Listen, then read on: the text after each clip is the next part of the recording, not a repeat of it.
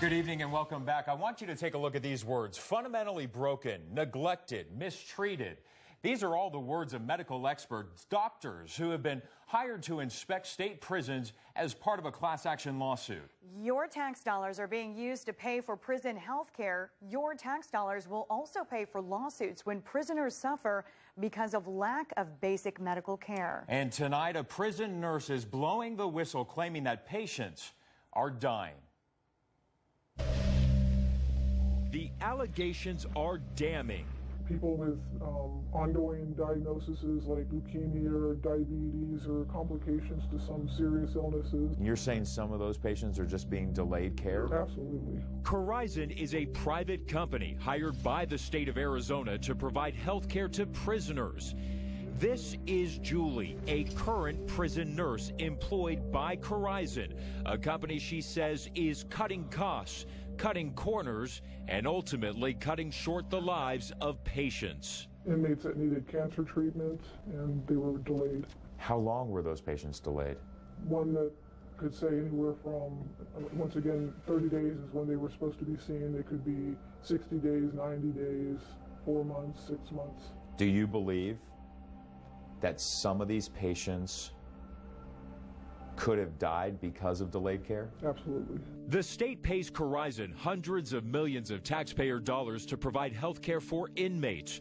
Nurses tell 3TV that Corizon managers intentionally deny or delay urgent medical care for patients. And a just-released report by medical experts hired by the ACLU to inspect and review the conditions at Arizona prisons found almost half of the people who died natural deaths received grossly deficient medical care, and that the poor care clearly caused or hastened their death. Corizon never responded to our repeated requests for an interview to respond to these allegations. We spent months gathering these internal reports written by nurses and found that Corizon patients needed urgent medical care. Nurses claim that jails are understaffed, and nurses tell 3TV they never receive training. Are there nurses being asked to do and perform medical treatment and medical services that they are not properly trained to do? Yes. It could explain why Corizon admitted that a newly hired nurse improperly injected patients with a potentially contaminated vial of insulin, exposing 24 inmates to life-threatening diseases, hepatitis B, C, and HIV.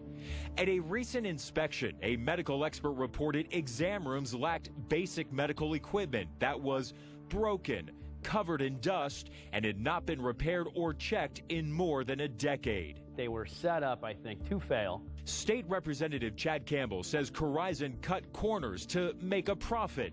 He says it leads to poor health care and leaves taxpayers open to lawsuits. Regardless of what your stance is on the prisoners themselves, this is taxpayer money. And if we end up in lawsuits, we end up in these legal battles, we're going to be wasting taxpayer dollars. The state just settled a major class action lawsuit where Corizon and the state admitted no wrongdoing, but promised to improve the health care for prisoners, many who are currently locked up for small crimes. And to put them into prison and then have them develop some serious chronic health condition, or even, God forbid, die, and in effect give them a death sentence, that to me is unacceptable. The Department of Corrections also declined an on-camera interview.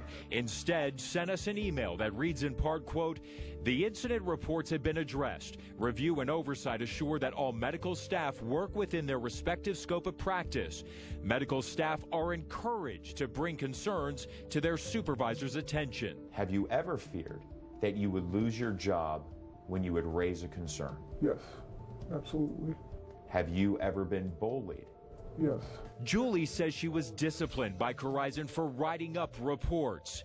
She says patients will suffer under Corizon management, and so will taxpayers. Why are you risking your job in speaking out about what's really happening inside the state prisons? It seems like there's so much hush-hush. Keep it quiet. Don't talk about it. Be a team player. Team players don't talk. And I don't think that's a safe environment for nurses to work in. We should also let you know we spoke to the state's highest-ranking Democrat, State Senate Minority Leader Anna Tovar. She read Julie's reports, and she, too, believes when it comes to the health care of inmates, the state should end its contract with private companies.